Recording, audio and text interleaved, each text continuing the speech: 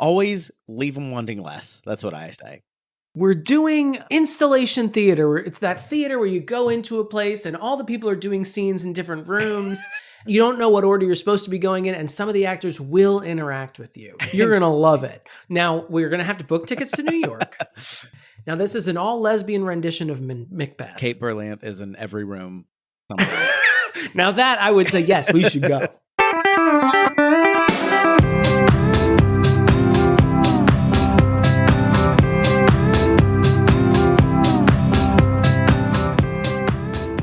Hey, welcome to Your Inner Child is an Idiot. This is the podcast where we look back on things from our childhood, see if they were any good to begin with. My name's DJ. And I am Damon. I always just make it through the intro. It's nearly Independence Day. You know, when I think... I love that Martina McBride song. Oof, yeah. The prequel to Independence Day.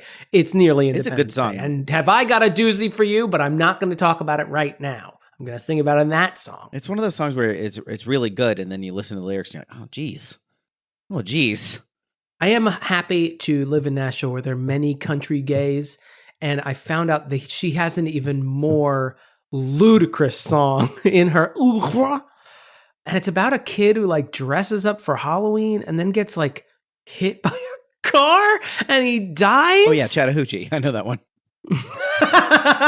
Alan Jackson did it's sort of like the Otis Redding, Aretha Franklin respect. I mean, his version of Chattahoochee is much more well known, but Martina McBride wrote it. You know, when I think of America, editors, this is where you could put in some royalty-free public domain patriotic something music. With like a snare drum that would be played by a boy. Yeah. On a battlefield. Maybe a flute. Too specific. Someone else with a flute. It's getting upsetting now. I wish you would. Hadn't painted this word picture. So I think about freedom, but with like lowercase f and like quotes and, you know. Right. Not the weird, like I wear an American flag pin freedom. Not that one. And I think about institutionalized racism, but that's sort of just my own baggage. I think about the founding fathers and the precedents they set. And the slaves they raped. Yeah. I mean... There were ups and downs. They didn't all rape slaves. Some of them just ripped out their teeth to make their own dentures. But they set the precedent for the racism. Yeah, executive branch. And right. And I think of guys who kind of look like the president, who then take the place of the president and get to fall in love with Sig Weaves. You know what I'm talking about. I know what you're talking about. Dave. Isn't there another Mistaken Identity president movie? Maybe. Isn't there a twin movie to this? I don't know. I know there's the one that the Manchurian Candidate. The one that I think of around this time. There's a few like, I mean, the American President, I don't confuse with it, but that was like a similar time frame. And then a little later. They did use the same sets though. They borrowed the same sets. I thought that was the West Wing used the American President's set. DJ, I'm going to have to get back to you. My assistant, Greg, I'd like to talk to you after the podcast. I told you not to set me up for failure like that. God damn it, Greg! They might both. I'm not even paying you. They might have just had like a whole bunch of movies that use it. I don't know. Yeah, they might just have an Oval Office just like in the back. Yeah, one in the back. But there was also a movie that I'd like to cover at some point, which is My Fellow Americans, which is basically grumpier old men but presidents with Jack Lemmon and what's his name? James Garner. And Dan Aykroyd is the current president? Yes. In all his Nixon-esque...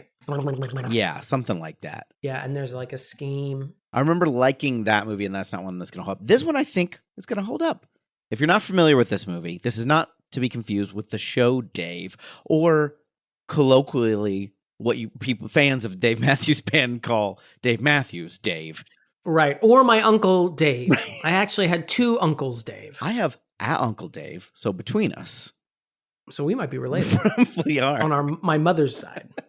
Fun fact about my Uncle Dave, my dad and he were best friends before they became stepbrothers.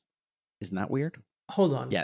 Let's not get into family. I don't want one of your dad's parents married Dave's parents? Not both, not multiple. I mean, okay. I said that too judgmentally. Not multiple parents. There was a single father and a single mother. I said he didn't marry their parents. Like, oh, yeah. If they were a throuple, I'd have no judgment, but it's a very not that era thing to do. Very progressive. It's very bi-upple, I think is the term for two people in a relationship. So anyway, Dave, this movie stars Kevin Kline as the titular Dave, and also the president that he replaces. There's a President Marshall? I think so. There's a jerkhead president who has a heart attack, and just like any good, upstanding American citizen, instead of following the constitutional line of succession, they hide away the comatose president and then hire someone who looks exactly like him, comedian Dave, the titular Dave, who comes in and pretends to be the president, agrees to all of this, and then he actually becomes a pretty good president for a minute. And then, what else? I don't remember what else happens. But then he pisses off Frank Langella, who conspires to expose the whole trick or something. Yes. He's like the chief of staff or something. He is the chief of staff. He's very much H.R. Halderman type. Yeah. Yeah. We know him. We love him. H.R. Halderman. I do love to hate a Langella. Did he ever do anything bad? I'm trying to remember. I'm going to just type in Frank Langella accusations. It's currently no Google autofill, which is a good sign. Okay. What does AI say about that? Uh-oh. Hold on. We got answers. Oh my God. I don't want notifications from Deadline. I just want to read the one article. Oh, yeah. Would you please set me up for Frank Langella alerts? Well, luckily he's the villain in the movie. But this just headline. I haven't read anything else. And these are allegations. You're Frank Langella's lawyer. As Frank Langella defies his firing, more details about inappropriate behavior claims on set of Netflix series emerge. All right. Well, we'll throw that in the problematic corner later. We'll have to process that. As I said his name, I was like, something in the back of my head was like, hey, remember when you skimmed upsetting news about this man? Are there any accusations about Kevin Dunn, who plays the other staff member who knows about it? I don't know, but I thought you were just about to say Kevin Kline, and my heart started breaking. So I hope. I love. No, he's still on Bob's Burgers. I feel like he wouldn't make it if. What is your relationship to Kevin Kline? Do you appreciate him the same way I do? I love Kevin Kline. He's always so charming and dapper. I love him on the cancelable soap dish, of course. He's very funny in that. Of course, Fish Called Wanda. I love him on Bob's Burgers. Plays Calvin Fishoder, their landlord, who has an eye patch and a white suit and a little golf cart that he drives around the town that he mostly owns. No, everyone fucking loves Kevin Kline. Mr. Phoebe Cates. What's not to love? He saved Wild Wild West. He saved himself for marriage. He saved Wild Wild West. Otherwise, it would have been a disaster of a movie without Kevin Kline. Can anyone really claim to have saved it? No, that was the joke I was making. He might have decreased some of the walkouts. I don't think anyone did anything for that movie. Except that giant spider robot. I'm sure people worked really hard on that movie. Sorry, everyone. Sorry to the crew, but not the writers or director of Wild Wild West. The key grip erases me from his kill lists, as I said that apology. So we're going to watch Dave. I just wanted to say this was a very repeated rental in the Xanthopoulos house. I don't know why we never bought it, because I'm sure those rental fees would have added up to the $20 it would take to buy the VHS. But we rented it a lot. I think this was some sort of TNT or TBS mainstay as well. Ooh, just with the amount of times that I've seen it. And I like catch it on a Saturday afternoon. I think we've covered a lot of these movies where you're like, the amount of times I've seen it vastly outweigh how much I like it. Like, I like it. It's a good movie. I would, at the time I would have given it an A, but I didn't need to watch it that many times. I could probably repeat this movie. I've seen it word for word at one point. Well, we have sung that song that he sings in the shower. Hail to the chief. He's the one they all say. He's the chief and he needs a hail too. Hail to the chief because he keeps himself so clean. He's got the power while he's in the shower. I also really like. It's just a good, fun Saturday afternoon movie, perhaps. We don't know. Yeah, we'll see. And we just recently, I was in a vehicle with some friends on the way to a gig. And I can't remember what we were talking about, but it came up that Sigourney. It wasn't Dave, though. Oh, no, it was.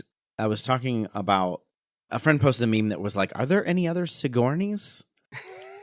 I actually did see this sometime this week. And then, the comments were really great. And not to just talk about a meme, but it was really great. It was like, there can be only one. When one dies, another place. And then someone was like, her name is Susan. And I was like, what? It was like, there's not even one. It's, So that broke me. Susan Weaver. Just sounds like some lady who works in accounts. But then the folks I was in the car with, I told them this, like just shouting, exclaiming while they were having a full-on conversation. And they were all like, who's that? And I crumbled to dust and I floated away because the window was cracked. And I am now on a highway somewhere in Western Tennessee. Are we at that time where people just don't know who? No one knew who Sigourney Weaver is. They would know her by face, but not by name, but with a name. Her very unique stage name? That's what surprises me is like, I would think maybe even the opposite for a younger generation because like that name. So they would recognize her name before her face. Well, she's just not in as many things. Like she's in nostalgia stuff, like she's in the Ghostbusters stuff, and she was in Avatar. But you know, she was not a big role in Avatar and she was blue for some of it, right? Yeah, she was blue and all stretched out. But you say Alien, and then the folks in the car were like, "Yeah, that came out in the late '70s," and I was like, "Yeah, I know, but." Yeah, I'm also not from the 70s, and I've seen fucking Alien. I hate when people tell me that a movie came out before they were born. Get fucked. A Streetcar Named Desire is a classic. I'm sorry that you have to follow this law you have that's like, hey, anything that was made prior to 12:01 a.m., my literal birthday, I cannot watch. Go to hell. We're going to watch Dave, which was made after we were born in 1993, and we'll be right back after this.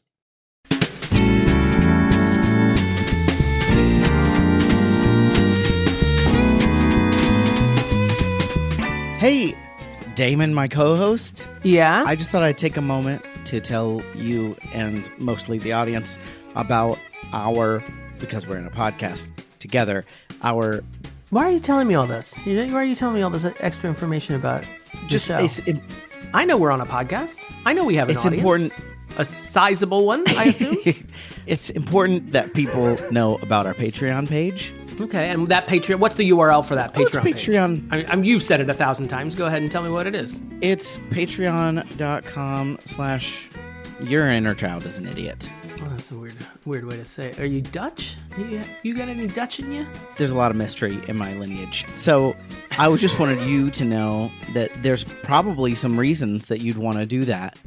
I'm going to let you handle that because I already know them and I want you. Well, you usually handle it. You know that from the past. You've always handled it. Why are you acting so slightly different than you usually do?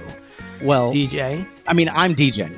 This reminds me of that time when you were back in the state legislature. Do you remember that? Yeah, it was a really similar situation. You were never in the state legislature. Oh. Okay. Anyway, you can go to Your Inner Child is an Idiot, and you can become a Patreon. You can join at whatever level you feel comfortable with. You can get access to early downloads of our episodes. You can get access to patron-exclusive episodes where we talk about... As long as the remakes continue in current Hollywood, we'll have plenty of Patreon-exclusive episodes. That's where we will talk about things that might be reboots or prequels or legacy-quels to the things we loved as kids. The reboots will continue until morale improves. Why are you watching all these reboots? Didn't you want to find out what Galadriel was like as a teenager? Anyway, that's yourinnerchildisanidiot.com/Patreon. Nope. Patreon.com/yourinnerchildisanidiot. That's right. And the real DJ will be back to finish he recovers from his stroke. Episode. And we are back. We watched Dave, Ivan Reitman's. Or as my boyfriend kept calling it, Dave 1993. He kept asking me, why is it called Dave 1993? And I'm like, because it came out in 1993. And he's like, are there other Daves?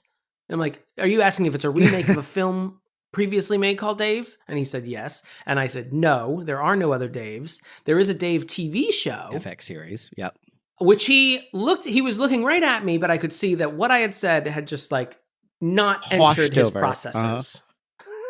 And so he just kept asking me if there were other remakes of Dave. And I repeated again, I told you that there was a TV show. And he said, no, you didn't. And then we had a little bit of a fight. Dave destroyed my marriage. We are currently living in separate homes. And if you can call a doghouse a literal doghouse a home, I like to sleep on top of it like Snoopy. I blame Gary Ross. I blame Kevin Kline. I blame Ivan Reitman. Gary Ross wrote it. He's the writer. Thank you. What else has he written? You're so smart.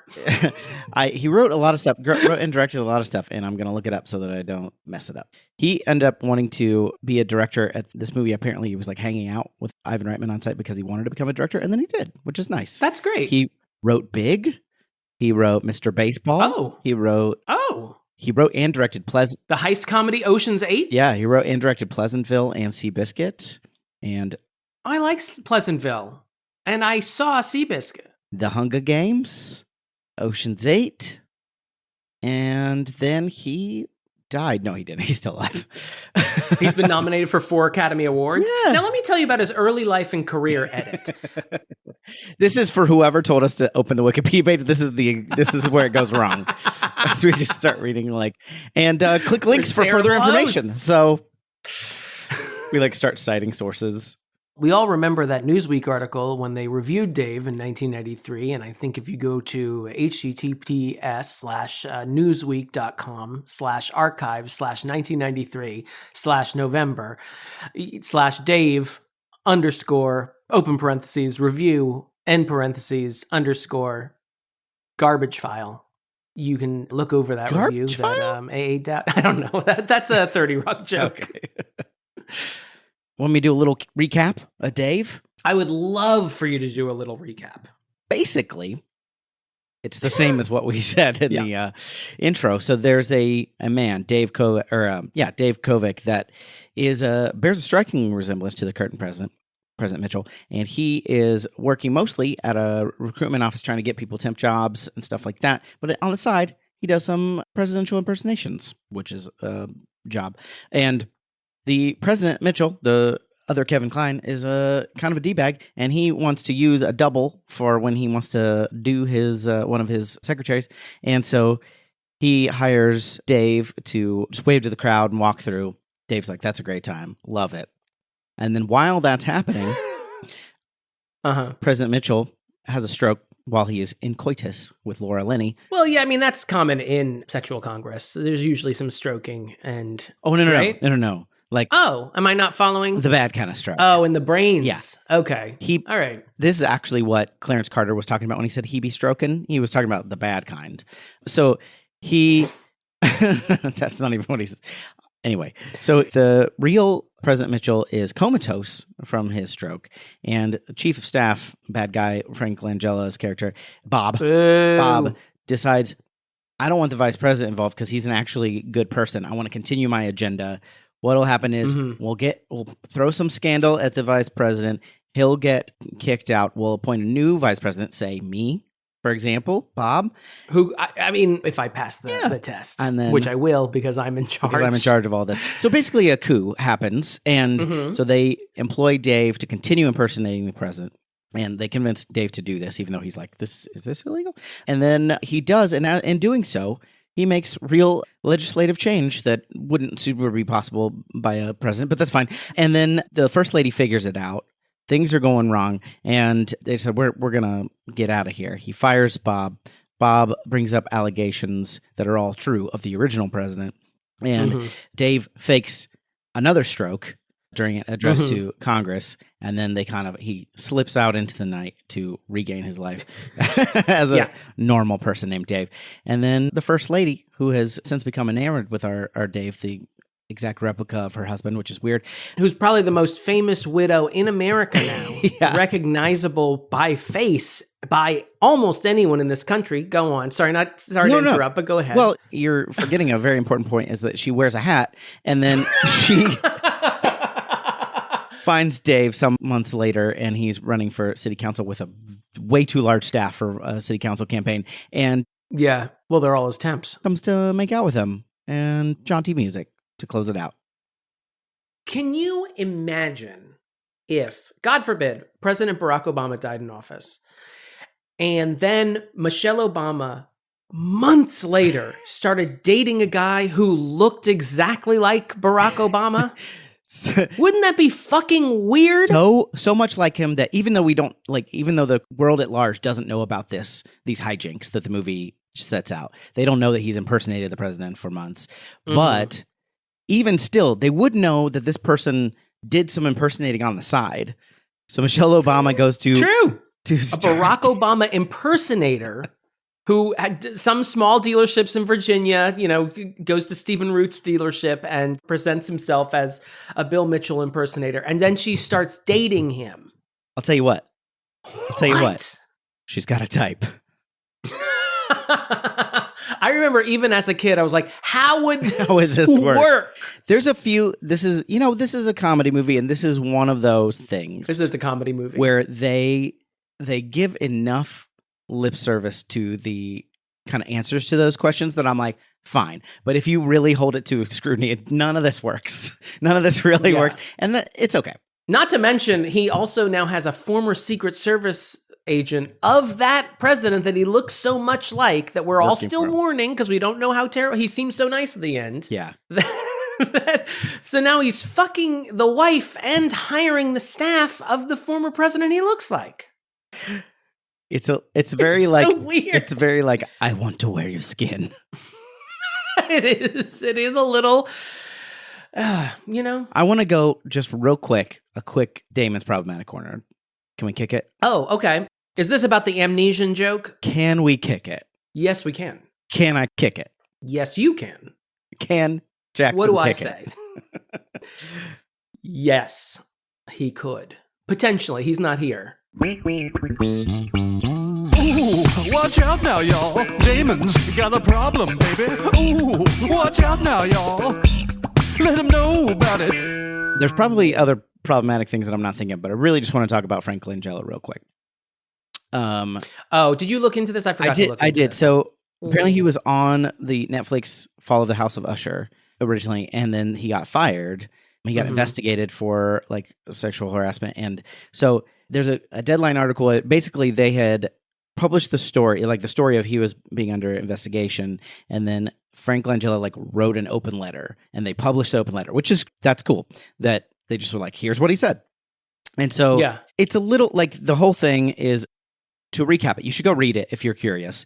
Basically, there was a love scene between Frank Langella and a co-star, and she was like, this is not what we agreed to in our, like the way that he did the love scene was like not what they agreed to in their intimacy coordination meetings. Yeah. And Frank Langella was like, this is ridiculous. I'm acting. And basically he's 84 and was like, this is stupid. And like, basically, and so she had kind of tried to, it seems like that all this is kind of alleged and seems like, so keep that in mind. And this is all very one-sided from his perspective. And she was basically telling him he's uncomfortable, and he's saying like, this is ridiculous.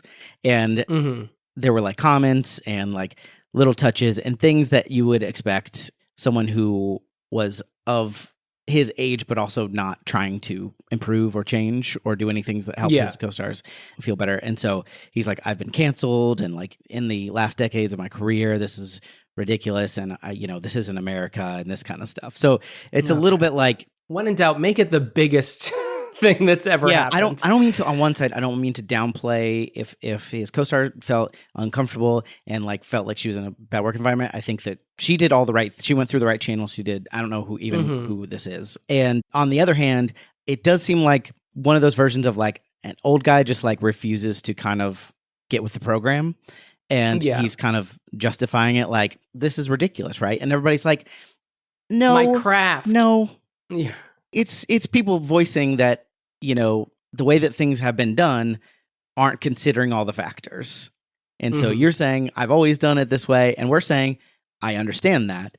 Some of that is bad. And here's what's bad. And we'd like to change it. And everybody. Right. We hired a person to coordinate this intimacy, and you ignored that. Yeah. So that's how it seems like it went down. So in the grand scheme of things, again, not to downplay anything that anybody went through, it seems like a fairly mild controversy, but he did get fired from that show, and it did probably tarnish the kind of twilight of his career in that sense. And again, I don't mean to say like he didn't do anything wrong or that he didn't get punished enough either. I'm just saying, like, of all the things we've seen, this is one of those where I'm like, just maybe think about other people a little bit more when you're practicing your Maybe craft. just don't be an asshole when people set their boundaries and don't cross over them. Yeah. It also annoys me when people claim they've been canceled when I'm like, if I had to look up the Deadline article, you have not been canceled. Right. If I had to like check and see, has anything happened with any of these stars? And then I stumble upon one article, that doesn't mean you've been canceled. Everyone, I feel like that is you can get support from a certain wing of a certain segment of society by using that term. Yeah. And then wrapping yourself up in, talk about American free speech. Like, you were a dick on set. You didn't follow instructions and someone called you out on it. That's not cancel culture. Yeah. Also, I just got back from Vegas where Jeff Dunham has a tour called the Still Not Canceled Tour, which I wanted to chuck a brick at the billboard I had to walk by every day. So I'm like, no one's canceling you because we don't care. We have to care about you to cancel you, and no one's canceling Jeff Dunham. You're still canceled even though you have a sitting residency in Vegas? Like, what does canceled mean? Oh man, to they'd you? love to get after me here. They're really trying to tear me down. Shut up. Now, this is the cancel culture at large. Is like, do some things happen that are overreactions sometimes? Of course. Like, it's not perfect. Mm-hmm. Are sometimes things like misinterpreted? Of course. But I feel like for the most part, it's just people facing consequences for things that they do. And other people being like, I don't care for that. And then I feel like for the most part, with some exceptions, again, there are things on both sides, but for the most part, if someone said, "Oh, dude, you're totally right. I've handled this inappropriately," and apologize, and then everything's fine. And everybody goes like, okay. Yeah, this is a great example of if Frank Langella had just said, you know what, you're absolutely right. I apologize. I'm not used to these new systems, but I'm going to strive to do better. Use that. Write it out on your notes app, or have your grandkid write it out on their notes app and then post it to your Instagram for you. And that would have been the end of it. Instead, he wrapped himself up in the fucking American flag and pretended that he was some sort of Christ-like figure. It's like every time I accidentally misgender someone, that I get stabbed with a knife. Like, oh, this keeps happening. No, you go like, oh, I'm sorry, I misspoke. And sorry, and then you correct yourself. And then everyone goes like, what? I have already forgotten about this incident because I didn't even realize you were talking to me. All right, is there anything else that we need to keep here in the problematic corner? I don't think so. There weren't I don't remember any segments that really truly bother me. I guess don't look at Sigourney Weaver's legs, but she is technically your wife. So, I mean, she probably wasn't. She's not your wife, but I mean, she thinks she's your wife. I don't know. It's more the male gaze, I guess, than anything else. That's not really anything. I don't think there's really any problematic corner. Aside from maybe, hey, this is also problematic. When someone has a stroke, get them to the hospital and don't use your machinations to steal executive power I guess from them. That is and then keep them in a basement and don't tell their own wife. And then the wife seems surprisingly, I mean, she's bothered by it, but she's on the scale of things surprisingly chill with the fact that her husband had a stroke months ago and is just being kept in a basement somewhere, basically on ice until we're ready to launch our little coup thing we're planning. Just a little coup. I never expected, having seen this movie many, many times over 30 years, how ripped from the headlines some of it would feel, like the coup attempt part of it, where it was like... just every day here with the coups. That's as soon as you think of it, you're like, oh wait, no, that's not cool. And then, that's the first thing that Dave says, is this legal? And then they don't really answer. They're just like, hey, if you have to drive to the hospital, if you have to take your, your pregnant wife to the hospital and you have to run a red light, is that legal? No. But in the car is the entire American public. I thought that was a pretty funny analogy. That was pretty good. I was reminded, though, now in... You want to get out of the corner?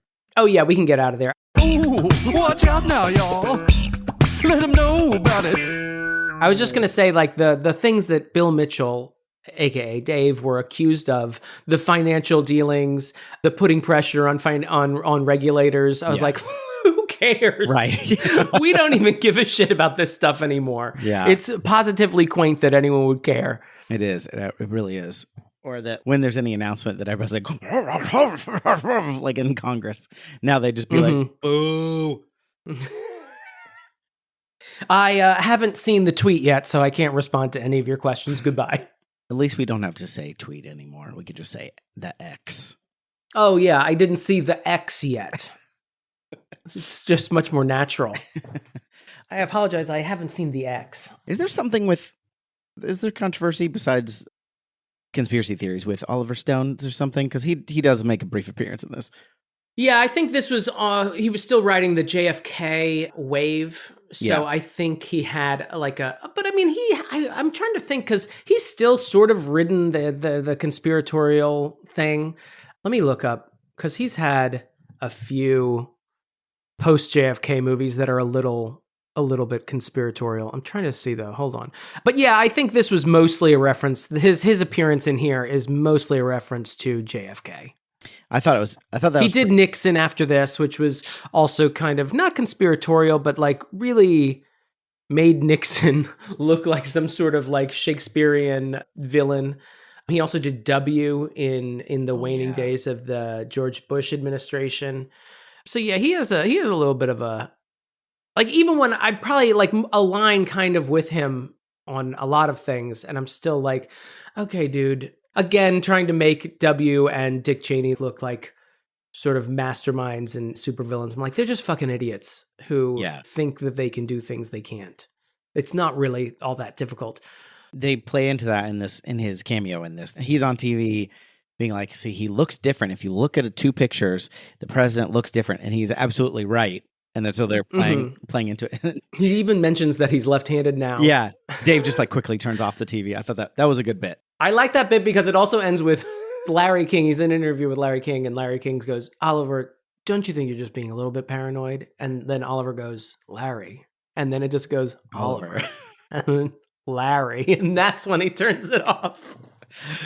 I just like the idea of that going on. But I miss Larry King. I know they were all softball interviews and it was just like kind of like spoon feeding a baby sometimes, but I just love watching Larry King interviews, especially when it's someone like Liza Minnelli who's just like off her rocker. Or there's a great clip of Rue McClanahan on Larry King Live where a child calls in and proposes a filthy question to her. And she is delighted. She's like, "Oh, I think that little boy asked a pornographic question." And Larry's like, "Oh, we gotta Schenectady, you're on." But it's very charming. I like watching old clips of Larry King. Have we talked about Davey? Are we done? Back to the verdict? What? I like watching old clips of Larry King. Look, YouTube knows what I like, and it serves me short clips, 10-second clips of Larry King Live. I want to say, just entering into this movie immediately, I'm like, oh, that's nice. The jaunty music, James Newton Howard's score is it's a little dated, and it's a little very stringy. It's a little schlocky. It's not schlocky. It's a little cheesy, but I think it's nice. And like, as soon as you walk in, you're like, is it possible that we just watched this movie 100 times? I think that's on part TNT? of it. I think it's part of it. It reminds me, a lot of 90s things. He did a ton of scores, and it's very similar to things of this era in that way. And but I think it's a nice setup. It works. I mean, it sounds like a sort of, it's a little generic, but it sounds like a pleasant American-esque score, like what's his name? Leonard Copeland's score. Aaron Copland, not Leonard Copeland. I combine Leonard Bernstein and Aaron Copland into one mega composer who cannot be killed by any means we have amongst us. Yeah, it sounds a little bit like, dime store Aaron Copland. It works. Fine. I don't know if I was that enamored by it as you were. He did the music for Major League, you may remember. Fucking Christ. He did Wild Thing? Yeah, he wrote Wild Thing. He did Pretty Woman, Flatliners, Three Men and a Little Lady. He wanted that sweet baby money, but he had to settle for Little Lady. He did the original Dune. He did King Ralph. Okay. Sounds like he's doing the TNT, direct to TNT line of movies here. Fan of the show, friend of the show, Jacob shit on the Cartouche Grimm. Big fan of King Ralph. Also that is almost like the English counterpart to Dave. It is. It really is, actually. I never thought about it. What if just some rando was in charge of everything suddenly, and then also had to get out of charge just as suddenly? I want to be out of charge. I want to have no charge. Glengarry Glen Ross. Oh, okay. Alive. Dave, the Fugitive. Wyatt Earp. Junior. The Fugitive. Outbreak. Waterworld. Fucking Junior. Okay. I'm angry at Junior actually right now because I play this movie game on Vulture called Cinematrix, where it's just 9 squares, and it gives you, like, on the side, it'll have actors, and then at the top, there'll be categories. And, you know, a lot of times it's like Arnold Schwarzenegger, and then the category would be, you have to guess a movie that came out. And this is the toughest thing for me. It's like, as anyone who's listened to the first 10 minutes of any episode we've ever done, which is nailing down what year a movie comes out in. And it'll be like an Arnold Schwarzenegger movie that came out from 1994 to 2004. Oh, Jesus. And I'm like, that's 10 years. I should be able to get this. And I'll guess Junior. I'm like, that was 1995. Definitely. And I'll be like, nah, 1993. I'm like, fucking Christ. Also, that's a lot of there's a lot of Schwarzenegger movies in that spectrum. I know. Well, you also get more points if you find a niche one. So I'm always trying to think of something that, you know, wouldn't come to mind. You know, Dave would be a great example of a niche Arnold Schwarzenegger movie. He's in this movie. That's right. He does make an appearance. I guess presidential impersonators, I feel like that's not as much of a thing as it used to be. Am I wrong about that? I don't know if you were alive during the Trump administration, That's but true. Every fucking American was a Trump impersonator. That's good. I guess I just mean for a living, but then I think about like James Austin Johnson, who does a killer Trump on SNL now, and yeah, never mind. And got on SNL, I think, primarily because his Trump impressions went viral. I guess I'm just thinking of like people going to places, like a car opening, like a car or whatever he was at. I can't remember what it was. I think it's because I would suspect that because politics is so fraught right now, and people aren't in a more jocular mood about it. It's not as popular to have like, well, we've got a Trump impersonator here at Glengarry Glen Ross Chevrolet to James Howard over there to shake hands and take pictures. But I remember like in the George W. Bush administration, there were a handful of Bush impersonators that you would see in movies and stuff, usually shitty, scary movie comedies. And they were like the same 3 would just show up. And I'm like, hey, I remember, wasn't he on an episode or is that the guy from That's My Bush? And he's just doing Scary Movie now? Right about That's My Bush. They were, and I feel like maybe less so during the Obama administration. Maybe it tapered off.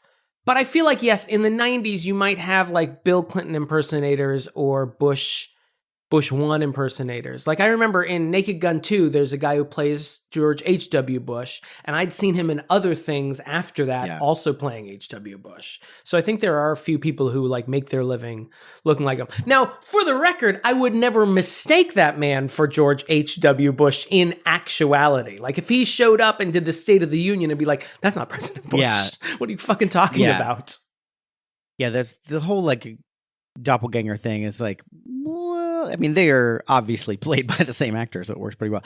You know, fun factoid about this, and I say factoid because, like, I'm not going to look up whether this is 100% true or not. Whether this is real or not. But I was reading about there's like a producer involved who, I can't remember her name, but she was a big money person, and they wouldn't allow this original script idea to go through until there was not a Republican in office, because they were originally like the Reagan administration, or maybe it was Bush 1 administration. It came up. And they were like, let's wait. And then interesting. As soon as Clinton was president, they're like, okay, now you can do it. I do want to talk about that because I think the Clinton administration was a interesting time for presidential movies because I feel like there were a glut of presidential movies that came out. And I suspect partially because of that, I thought it in a different way in that Hollywood felt more comfortable with a Democrat in office, not to play into stereotypes. Yeah.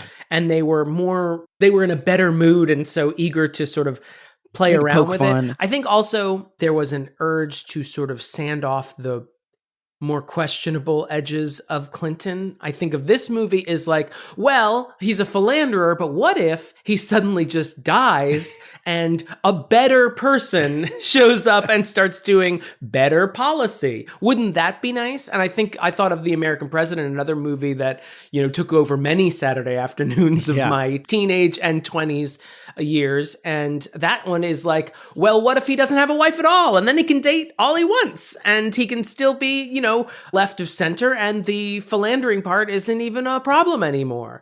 And then you think of Independence Day, where it's like, what if he literally cannot lie? And like, I feel like there was this urge to sort of like maybe more of a comfort in taking on the presidency and having presidents show up, and maybe even a subconscious like, what if the president's a hero? But also this urge to sort of sandblast make Clinton more liberal than he actually was, or make Clinton a little more ethically sound than he might have been. Well, and there was this. I don't buy into the conspiracies about Bill Clinton, but I lived with two Clinton haters for most of my life, and I'm always amazed by how much he rubs people of a certain segment of the population the wrong way. Yeah, when he came into office, there was this impression that they were like backwater, like they brought a bunch of like people into from their administration that were not long-term federal government people. They were like brought from either the state, like Arkansas government, or just like buddies and stuff. And like, again, the details of that are like, okay. But that was like the sort of impression he brought to people that had been like, there's this, podunk guy coming from Arkansas, and just like, we had no idea what we were in for, but that was like the sort of the impression. And so I wonder if that weighs into it too, of like people being like, oh, see, a normal guy, just a guy can be president. What would that be like? And be like, oh, he'd fix the budget because all people need to do is like have a sandwich, have a bratwurst, and like figure it out. And I'm like, like at the time, I remember even as a kid and watching this even later, until much later, being like, yeah, why doesn't somebody just fix the budget? Like, it's such a massive amount of naivety. Not that there isn't waste, and not that there isn't. I have an answer that I screamed at the TV while watching the movie, which is that Congress sets the fucking budget. You don't get to do that. The president does set a budget, and then the Congress goes, thanks. And then they set their own budget that actually has, right. And the president has to sign it. But he sets his priorities. So that was mostly symbolic. His whole thing would have been mostly symbolic. It would have been, it's interesting as like a narrative exercise. I think it's great. It's showing it's a little bit like, I felt like it was a little bit like wish fulfillment of like, yes. You don't follow politics. Isn't this nice? Doesn't this make you feel good? Even if, first off, it wasn't really the budget. It was allocating money for a bill he already vetoed. Right. So it's like, well, even if you allocated this money, Congress now has to try and override your veto because that's how the Constitution works. You vetoed the bill. Yeah. Well, you didn't veto it, but a guy who's really good at your signature apparently vetoed the bill. That part is a little deranged. And I even remember, I don't know who in my life ever said that, but I remember watching this with someone, and maybe it was my dad, but I remember someone saying, and I bet it would just be that easy. And I'm like, Dad, you know better than that. Yeah. It isn't that easy. Well, and Charles Grodin gets in there. He's like, if I ran my business this way, I would never. And it's like, yeah, if you ran your business spending billions of dollars on the military, that would be a really bad idea. Yeah. Speaking of, I always hate when people compare the government budget to their family budget. It drives me insane. Of course you wouldn't run your budget like this. If Republicans are in charge, they always want to spend more on the military while also asking for less money from their boss. Cut taxes and also spend more money on the military. It makes perfect sense. Of course you wouldn't run your family budget like that. Stop talking like that. My favorite. I hate everything. Have you seen, there's a meme that was going around that it's like rent, $800, groceries, $300, military, $80 billion, coffee, $300. And then it's like, someone please help me. My family is dying. Like monthly budget. That's really like that. Also, just while we're on the Charles Grodin scene, I just have one thing that bugs the shit out of me and has since I was a little kid. They're sitting there eating their bratwurst. They get Murray is his name. He's there helping go over the budget. I think I know what this is. I'm so excited. So they have food around. Charles Grodin and Murray takes a potato chip, takes a little bite out of one potato chip, and then puts it down. I know. Disgusted with it. I know. Listen, I know why that happened practically. They have to do a bunch of takes, and he didn't want to eat a bunch of chips, or he didn't want to run out of chips, or maybe they were like not edible and he had to spit it out later. I don't know. But just from a viewer's perspective, it drives me fucking crazy because that's not how anyone eats any potato chips ever. Potato chips are not a niche food that you don't know what you're getting into when you take a bite out of it. At least in America, you know what you're getting. It's going to taste like a fucking Lay's. You either want it or you don't. don't bite. No, and then go, ugh. And the way he holds I it, couldn't too. possibly eat this salty, carby treat. And he's more like disgusted because they're talking about the budget. He's not even necessarily reacting to the chip, but it's just so weird. It's like watching our friend Dakota Johnson try to open cans in Madam Web. Just like, she just keeps fiddling with the top. And it's like, hey, listen, I know why you're doing that. You don't want to open the can over and over again, or maybe you don't have enough can. I get it. Don't show it. Just hold it. Just grab it. Just hold the Pepsi product that PepsiCo asked you to hold. Just wear your red, white, and blue dress. And anyway, sorry. There's some significance, like biblically, of him riding in on a pig, right? Isn't that a thing? Are you talking about when Jesus cast out the demons out of that possessed man and cast it into a herd of pigs? Is that what are you referring to Legion, the demon? Is that what you're commenting on? Or maybe it's not the Bible. Isn't there a thing of a president riding in on a pig? I think it's pork barrel politics. I think it's a reference to like pork barrel, these tax and spend Democrats. Yeah. Oh, those demon rats, as we call them now. Come on. Stop giving Judge me Janine highways. Pirro, you're better than this. Demon rats? It was very like fetch. It was like, that's not going to work. Who did that? No one's going to catch Janine Pirro, Fox News' favorite drunk. Yeah, okay. What else we got here? How do you feel about the brief time we see that Kevin and Kevin together? We see Bill Mitchell and Dave together. I feel like it was pretty good split screen technology for 1990. Oh, they do the Prince and the Pauper moment? Yeah. It was pretty good. I always suspected there is like a weird Kevin Kline on the left as Bill Mitchell kind of looks more chin forward. And I don't know if that was, as a kid, I was like, oh, they got a guy who kind of looked like Kevin Kline to play Bill Mitchell, so they didn't have to do the split screen thing. But I think I think he's just sort of jutting out his chin in a more power pose way. But as a kid, I was like, wow, movie magic. They just found a guy and put a chin prosthetic on it. It's not really drastic, but I do think he does a good job of being like, these are different people. They behave differently. They look a little bit different. Like even before mussier hair. Yeah, even before he gets his makeover to look like Bill Mitchell more, they look a little different. Like he carries himself differently, and I thought that was cool. Yeah, I think Kevin Kline is a good actor. He played fucking Hamlet, guys. Yeah. So Jesus, show some respect. Man. Jesus. The two big roles for him, Hamlet and Dave Kovic. I think, he does a great job. I think him sort of being a naive, cute little moron as Dave Kovic is very charming and playing a prick. As briefly as he does as Bill Mitchell, I think he serves himself well. Yeah, he does a lot of pretty charming things when he first is in there. He's very excited about everything. And when the Secret Services and his like entourage is like following him, and then he like stops and everybody has to stop, and he just like figures it out. And of course the Secret Service guy, Ving Rhames' character, I can't remember his name, but plays Dwayne something, the Secret Service. He's very like eye rolly about the whole thing. Like, come on, man. It's very charming. He steals an ashtray. I never caught that before as a kid, but when he's being briefed really quickly, I think by Dwayne looks away at the door, and while he's looking away, Dave like pulls I think it's an ashtray. He pulls something off the table and just like slips it into his coat pocket very smoothly. It's pretty funny. And he does his first like practice at the podium in the press room. He like sees a pen. He's like, "Can I keep this?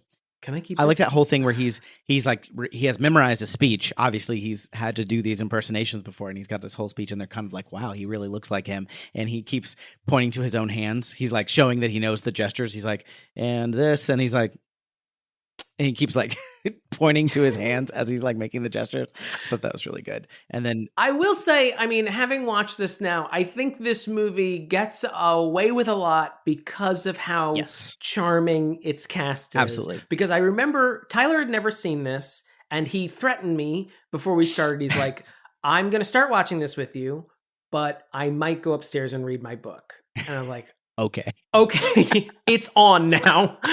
Dave, you better do this. Pull through. I don't know why I'm so committed to Tyler seeing Dave. It's not like this is a part of my personality, really. It's not like Lord of the Rings or anything else. You know, when you would have your Dave group and you would write Dave fanfic and you had the Dave trading cards. I had that card where if you laid Dave down and you laid the budget cabinet meeting down, then you could solve the budget. Yeah. And everyone would be like so pissed. And when you got those in your deck, you knew you could just. I don't know enough about Magic the Gathering. You had the bratwurst add-on. If you put that down with the budget, disgusting potato chip, and I played disgusting potato chip. Yeah. Oh, I did want to say while we were talking about Charles Grodin, one of film's greatest grumps. Yes, he's a great grump.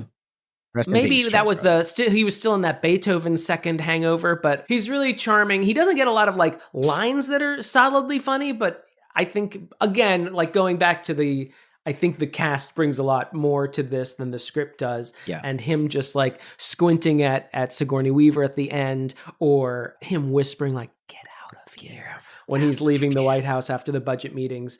He's very charming. He's a great, I think I didn't appreciate him as a kid because it's kind of that, he's always like shit on, like in movies, like in Beethoven, he's always, and so he's like, it's like Mr. Wilson in Dennis the Menace. Like I never. The older that you get, the more Charles Grodin you become. Exactly. Like I think I am with him a lot more than I was as a kid, where he's like, oh, you old fuddy duddy. And now I'm like, these fucking kids. But this fucking dog is drooling all over my house. Get it out of here.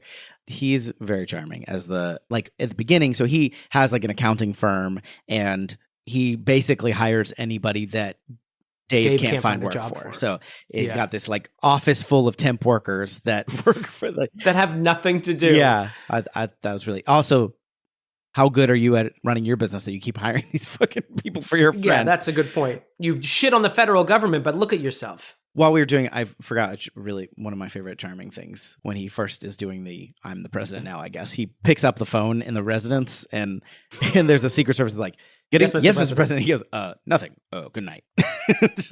I did like that. One thing, this is another category of like the actors bringing this where the script necessarily isn't. When Bill Mitchell is still with us and Dave is backstage at the hotel, he's sort of loosening up. And he keeps like rolling his shoulders, he's rolling his neck. And Dwayne is just sort of standing there looking at him. And he just keeps going for a long time. And then eventually Dwayne just goes, hey. And then Dave stops. And that's it. It's not even a joke, but I thought it was just funny that Dwayne was just watching him, annoyed. Hey, that's all he needed to say to get him to stop. Let's continue going through the characters too. Like we got Charles Grodin, we talked about Dave. We talked a little bit about Ving Rhames. I think he is charming, and he would be one of my nominees. I don't think he's my runner-up for Catherine O'Hara, because I do think he adds a lot of humor, even just by his presence, because of stuff like you said. And then, he's like, have you ever killed anyone? He's like, I can't say, or and he's like, you can't, does that mean you don't know, or you can't say? Like, I can't say. And then later they like develop more of a rapport, and he's like, you ever thought wearing maybe a sweater? And he's like, sweaters make my neck look big. I really like that. Do you think I'd look good in a sweater vest? You could wear a tie. It is a charming, I said almost a bromance, one might even say. Portmanteau of brothers in romance. Frank Langella, for, we talked about him in the Problematic Corner, but he is a excellent asshole. He is very hateable in this. He's got those shark eyes. Oh man, he looks evil. Yes. He played Skeletor. He is a good villain. Yeah. I think he does a great job. And he just has the greatest amount of smarminess of the whole thing, of just like the arrogance of doing this in the first place, and the like, I made you kind of thing with the actual president.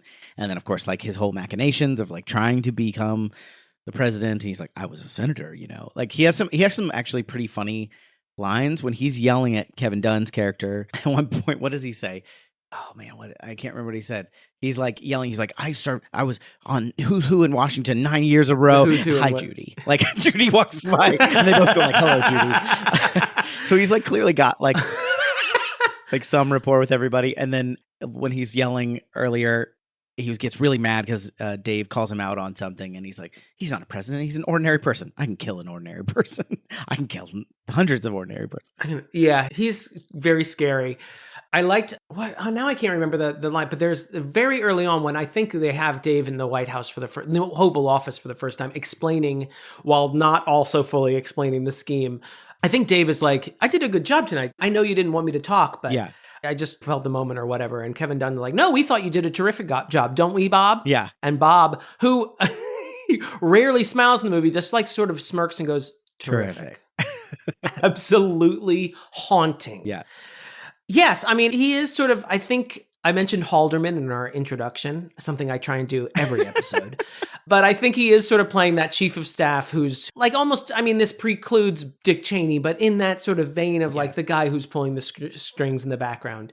You get the impression, though, that he and Bill Mitchell were in a lot of schemes equally. Yeah. And at the end, he tries to sort of, I mean, it's sort of what it would be maybe a clever scheme, if Dave really had nothing to lose, which Dave doesn't have anything to lose, Dave realizes that he can leave at any time. Bob Alexander exposes the schemes that they did together, and Dave has no refuge because Bill Mitchell actually did these things. Right. And there's plenty of evidence that he did. But I mean, Dave has the ultimate trump card, which is, I'm not Bill Mitchell, goodbye. Yeah. Well, that's the thing we didn't get into, which we can, though, is like, if any of this ever comes out, Dave's going to jail too. Like, this is bad. Like QAnon level. This is crazy conspiracy. Like, this is something Marjorie Taylor Greene would be like, I told you. Yeah. I told you Bill Mitchell wasn't really Bill Mitchell. And all of us would have to be like, fuck, she's right. Like, damn, she's right. I guess where we go one, we all go all. What? I guess we all emptied this G. I also like, speaking of people bring charm, Kevin Dunn, who plays I don't know what his role is. I guess, is he the I don't know if he's deputy chief of staff. Well, he's the other conspirator, and he's obviously the nice guy, and he also like sticks up to Bob later and stuff like that. By the way, the face, I never will ever forget about the face where he says, I'll expose you, basically, to Bob. He kind of finally stands up and he says, are you threatening me? And then the face, he goes like, I guess I am. And he does this little thing with his eyebrow. And I don't know why. Wow. I think just how many times I've seen this movie, that face is always like, it's a very actor face. And it always makes me. I guess I am. Yeah, it makes me cringe, but also it's very charming. I think Kevin Dunn does great in this because he is also complicit in this whole thing. He's, he's the doubting Thomas of it. He's just like, well, but right. He does. He's the one who convinces Dave. He's in on the whole thing. He is a bad guy doing a bad thing, but he's very, correct, very charming. And he comes off as the good guy, and he does eventually stand up to Bob and stuff. Like, you're rooting for him, and then it's not until you think about it a little bit that you're like, wait. He'd also be going to jail, correct? Yes, 100%. Yeah, you're doing 18 months at a minimum security prison, buddy. I can tell you that. I do like Kevin Dunn a lot. He's one of those actors. Up until he appeared on Veep, he was just one of those that guys. And now he's on Veep. Veep's no longer being made. But I feel like he got time to really shine in Veep. He played.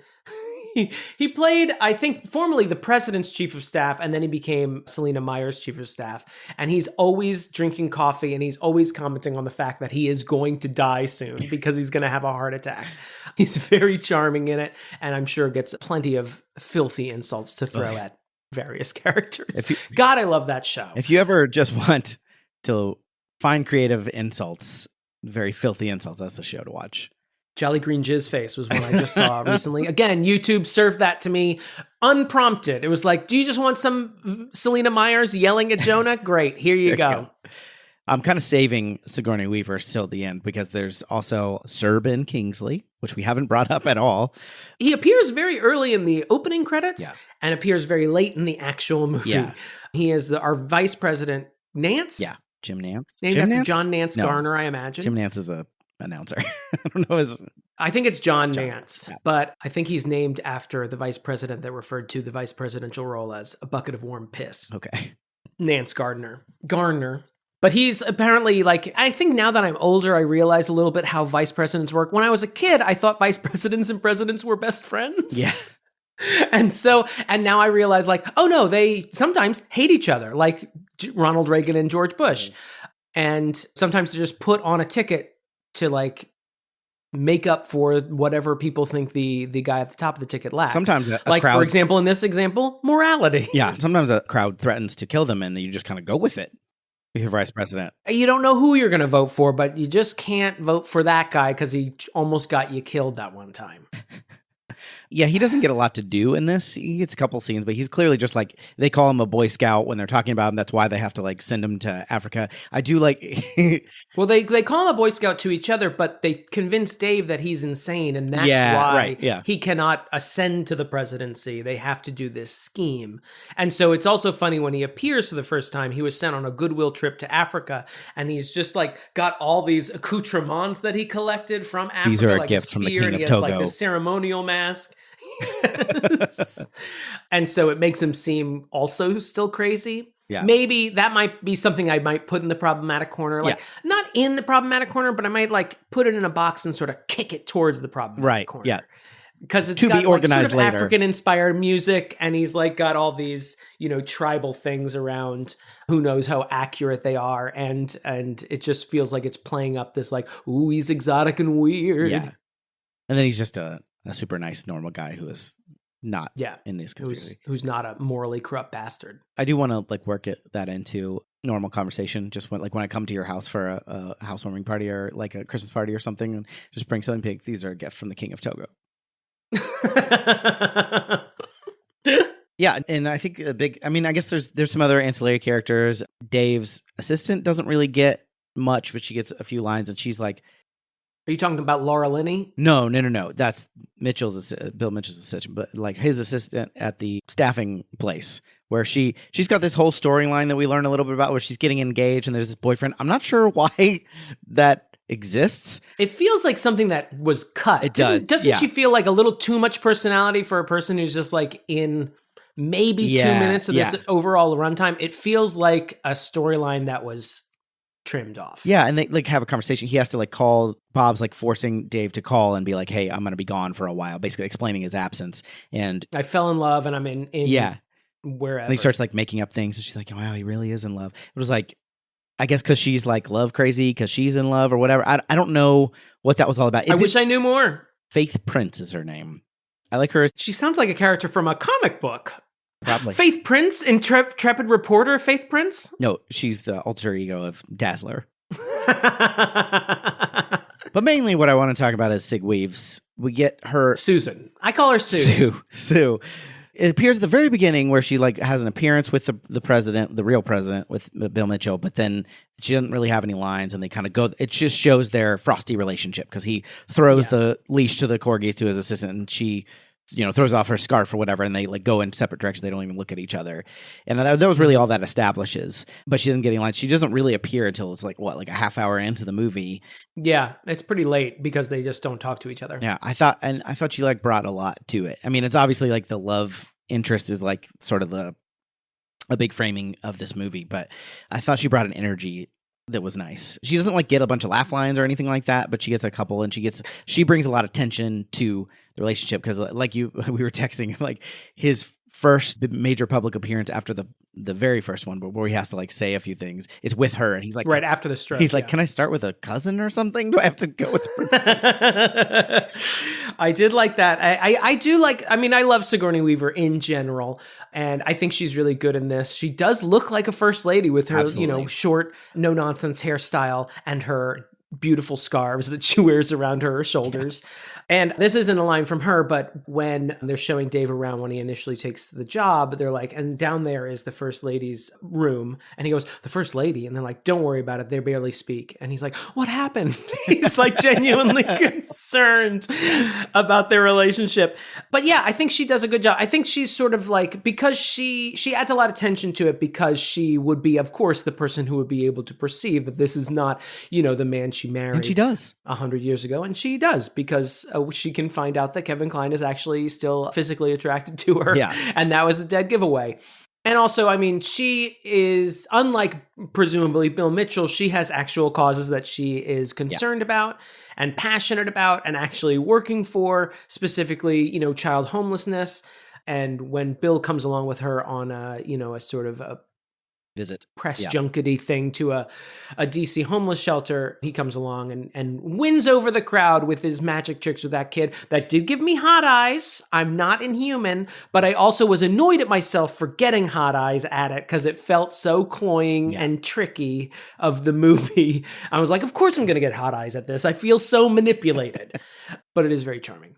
The woman who plays the teacher in the homeless shelter, just a second, please. Yes. Please, Anna, TJ. I wrote it down because she's Anna Deavere Smith, because she's in The American President, and she's also in The West Wing, and she's also an activist. Like, she's also a legitimate activist on top of the acting she does. Anything that has to take place in a set that's made to look like the White House, she's in it. Yeah, she actually comes with it.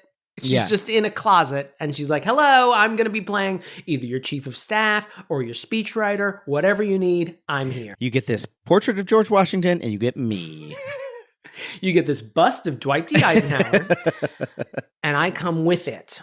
I'm actually certified to manage the bust, and so they just started putting me in these movies. I do like some chiseling updates whenever you need it. When we get more studies about what Dwight D. Eisenhower actually looked like, I update the bust. That's just the documentation from that time is sketchy at best. So we just only found out that he had a receding hairline. So this bust used to have curly hair on top. Chisel that back. Sig Weaves is my nominee for Catherine O'Hara because I think that she's an unexpected highlight of this movie. She is fun. She did get one line that you and I both enjoyed, which is when she first sees him right before that thing where he's like, I don't know, the first lady, can't I start with a cousin or something? She goes, can't you die from a stroke like everyone else? Yeah. Which is a real cold opening to your husband who just almost died in your mind. When she knows that he was having an affair with, and that's when it happened. Like she found that out. And then she also delivers another one of my favorite lines. So they decide they have this plan to like get out of this, and she's playing along. Like Dave and the first lady have like figured this out together. So she comes in and Bob is there, and she goes, "Oh, Bob." She doesn't like say hello or anything. I just really like that. Right. Yeah. Did you see? Let's also talk about the 6 zillion people who are playing themselves in this movie. I did not write all of them down. A lot of cameos in this movie. Leno. It very much felt like, hey, we're gonna be in Washington this week, and we're just gonna be doing like press style interviews with various luminaries in 1990s Washington, D.C. So they talked to Alan Simpson, they talked to Christopher Dodd, there's a cameo from Helen Thomas, NPR's Nina Totenberg is there. There are 2 scenes with the McLaughlin group, which I mostly know from SNL parodying the McLaughlin group, which is wrong, which is not inaccurate based on the clips we saw of the McLaughlin group. There are 2 really shitty Leno jokes that he does for the Tonight Show audience. What's with Bill Mitchell these days? Mavis. I would say they're terrible jokes, but I feel like they're also pretty accurate. That sounds like a Leno joke to me. Yeah. And who else is in it? Did I mention Helen Thomas? You mentioned Helen Thomas. Ben Stein's in there. I think he's playing himself. Oh, Ben Stein. Of course he's at Bob Alexander's presidential soft launch. Fuck you, Ben Stein. I'm going to take all your money. Would if I could. A lot of senators. Who's the Speaker of the House that shows up? I think he was the one. I can't remember his name now.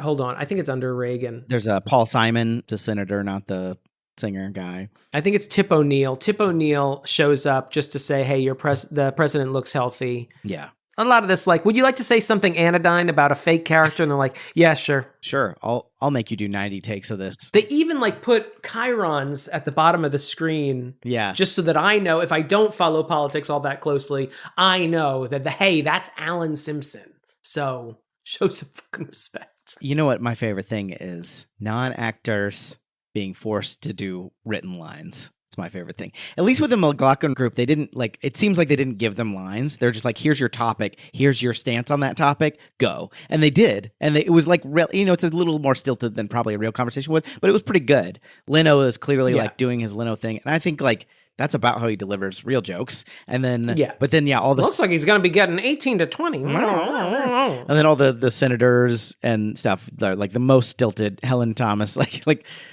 hi, guys, says Helen Thomas. I'm like, thank you, Helen. Good, great. Thanks for including this conversation with court, like or press from the White House press coverage. The press corps, yeah. That's what I'm looking for.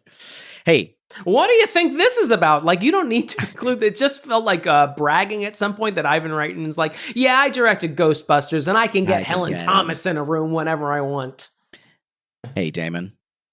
Yeah. We got to get out of here. Let's go to the verdict. What Please, let's go to the verdict.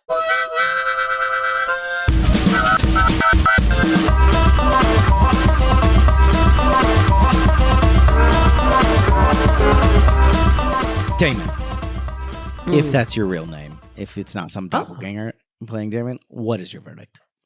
I am on the fence on this one, and I think I might say your inner child is an idiot. I think this is a charming film. I think the actors all bring a lot of charm to this that is not present on the page. Mm-hmm. it does sometimes feel like it drags a little bit, and it feels like it wants to say something, but I could not tell you what it wants to say. So there's a scene when Dave and the First Lady escape the White House, and they're having a sandwich, presumably at the mall, but it seems very sloped for the Mall of Washington, so it felt like, I'm like, that's not how that works, but whatever, movie. And she says, hey, what would you do if you were still there? And he goes, lots of things. And the movie kind of swells, and she like stares at him like in amazement at what an amazing man he is. And I'm like, what are you talking about? You're not saying anything. And then he like sort of proposes a Jobs Act that I don't feel like we get much detail on. And then eventually it passes under the goodwill of, love for the deceased Bill Mitchell, who was a bastard. But, we were tricked into thinking he was a good guy. The Jobs Act, which, by the way, is everyone who wants a job gets a job, I guess, provided by the federal government, which is a massive undertaking. It's like the budget thing where it's like, why don't we just give them all jobs? It's like, oh, why didn't I think of that? Oh my God. Oh, great. Thanks. Why don't we just also stop war while we're at it? Why didn't I think of this $15 trillion program? I'm not sure. No, I don't know what it would be. Maybe it's a great idea. I honestly don't know. Sorry. Please continue. So I kept getting frustrated because it felt like Facebook politics. It just felt like, why doesn't someone do something about all the stuff? And it's like, shut up. You don't know what you're talking about. Go back to ignoring it. I was much happier when you didn't follow politics at all, rather than this sort of like ringside seat version of politics. Elitist, by the way. Yeah. That was, I heard it in my head, and is anyone surprised that I'm elitist? It's a weird movie. It might be the platonic ideal of what as I often refer to, Saturday afternoon movies, of just like, this is fine if you have nothing else to do. I think it's a charming movie, but I don't think it's a particularly funny movie. I think everyone's doing their best to make lines that are just normal lines very charming. That's not an easy feat. Like, that's commendable. But I do think, like, especially watching this with Tyler, who was itching to read his book, I was like, I don't know if this movie's bringing what I remember it brought. There are very charming moments. Of course, hail to the chief. He's the chief and he needs hailing. That's cute. There are a lot of funny lines. I think Kevin Kline is the star of this. Do I need to down line? That is a funny line because you're in the White House. And it's funny to ask normal questions in extraordinary places. I also kind of like, even though I winced because I was waiting for it to be racist, but it's not really, when he's like, I'm dating a girl. She's Polynesian. She's half Polynesian, half American. She's amnesian. And I was like, I guess that's not really racist. No. That's just funny. Yeah. It did just sort of remind me of Clinton era politics, where I think we were a little bit conspiratorial, probably prompted by the rise of right-wing media and making us think that Bill Clinton was like podunk idiot, but also like a criminal mastermind. Right. And also, we were past the Cold War, pre 9/11. And so America just sort of turned in on itself and, just started becoming a little bit weird. So I feel like the Clinton era is an interesting time in American politics when the stakes weren't very big. And so I think we felt comfortable making these kind of lighthearted political comedies. And it is a little quaint to look back on. But I think this movie is a little bit of a nothing burger when I actually sort of dig into it. Damon, you couldn't be more wrong. This movie's great. Your inner child is not an idiot. Damon, you ignorant slut. I don't disagree with any of your points. I just disagree with the conclusion because I am charmed by this movie. I don't think it's like, I'm not charmed. Go ahead. You're charmed enough to call yourself an idiot from when you were young. De-charmed, I guess. The Bonnie Hunt leading a tour through the White House scene alone is worth a You're Not an Idiot because it's great. It is my... Is that our Sally Field? It's got to be Sally Field Award. Sally Field single season. Or what is it? Our Sally Field single season. Our Sally Field single scene award goes to Bonnie Hunt. She's doing we're walking, and we're stopping. My favorite is she does it again. We're walking. She's telling facts about the White House, and then Bob pushes her aside and walks through, and she's like, and that's Bob Alexander, Chief of Staff. What an honor it is for all of you. And we're walking. It's one thing that's like I still quote to this day, and it's great. Mhm. Bonnie Hunt's great. That alone is one of the funniest parts of the movie. I think all the actors are great in this. Laura Linney doesn't get much to do. We didn't really talk about her, but like, I think it's early in her career, so Yeah, it's almost yeah. distracting that she sort of Yeah. became much bigger than she is in this, and you're like, Laura Linney, why are we focusing on Laura Linney over there? I do like that she gets kind of like when she definitely recognizes that he's behaving differently after, when he's Dave and not the man she'd been having an affair with and who had a stroke while on top of her. A traumatic event, I would imagine. And so at first she's like, oh, he's not really nice to me. Like, he's not giving me any attention anymore, like that. So that's weird. But then later he does something where he doesn't recognize the vice president's name, and he's like, oh, give my hearing check. And then she turns to the camera, not like breaking the fourth wall, but just like is facing away from him. It's just like, yikes. Like, I read it as, that's the guy that I had a thing for. Like, he's a yutz, which I really like that reading that I got. I don't know if that's what they were going for, but she doesn't get much to do. So I really liked Kevin Kline's amazing. I do that call, like that she calls him Miss Bill when he dies on her, and she says, Bill, and then she sort of starts like playing with her fingers and like sort of tapping on his shoulder, and then goes, Mr. President. Yeah.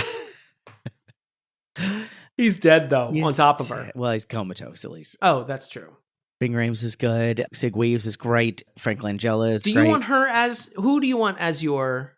I would have... You want Sig Weaves? I think I want Sig Weaves. What do you think? I will put Sig Weaves... I'm going to literally write Sig Weaves, something that... I hope I don't forget what that means, since it's just a collection of letters.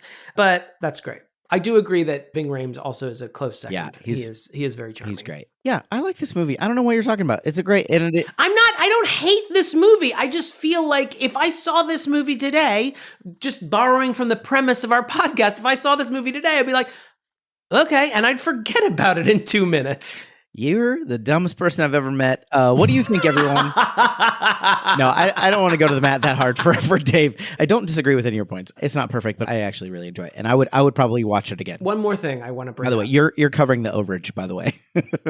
The woman who plays Barbara Thorn, the anti-Semitic woman Barbara Thorndike in an episode of Golden Girls, she's on the cabinet, and me and Tyler were like, "Who is that woman? Who is she?" I've seen that. And then Tyler looked her up, and he was like, "It's Barbara Thorndike from that one episode of Golden Girls," and we both squealed and gay. We just had a great time. Can you reenact this squealed and gay, please, real quick? No, I have never made that sound before in my life. I think we were more like, ah, that's squealing and gay. Shit.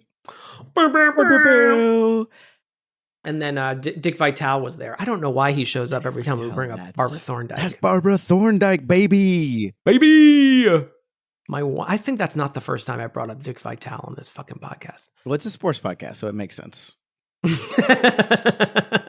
What do you think, everybody? Email us, yourinnerchildsandidiot@gmail.com. You can text us or leave us a voicemail, 615-576-0525. If you want to become a patron of the show, we would be very, very appreciative. Become a patron of the show like these fine folks. A Little Miss Chicken Nugget. Just cuz? Lindsay, Halik. Dr. Malcolm's Heaving Bosom. Dramatically plays hot dog. Hizoner the Mayor. Tommy Boy is Damon's favorite movie. T. Smith. Zachary Hartley. Particle Man. Beth. Surmont. Travis Vance. The supreme ruler of this podcast. Karen Curd. Shit on the Cartouche. Heather Tuggle. Josh Frigo. We're a nerd. Damon's Australian accent. The Hands of Fate. The Elusive Fan Grumpkin. Jeremy Powlen. Lindsay Nell. Jonathan Day. Captain Jean-Luc Picard. Bill Haynes. Caroline Amberson. Jackson has an unhealthy obsession with Damon. The Zesty. Larissa, Maestro. And David Mort. Thank you, everyone. Thank you all very much. If you want to be supportive like them, patreon.com/yourinnerchildsandidiot. Hail to the patrons, they're the ones they all say hail to. Hail to the patrons, because they keep themselves so clean. They've got the can't power. speak to that. That's why when they're in the shower. I like I think he says that's why they're in the shower, which is like, that doesn't really make sense, but he's just singing. He's just singing. He's just having fun, and it's a pretty nice shower. It is.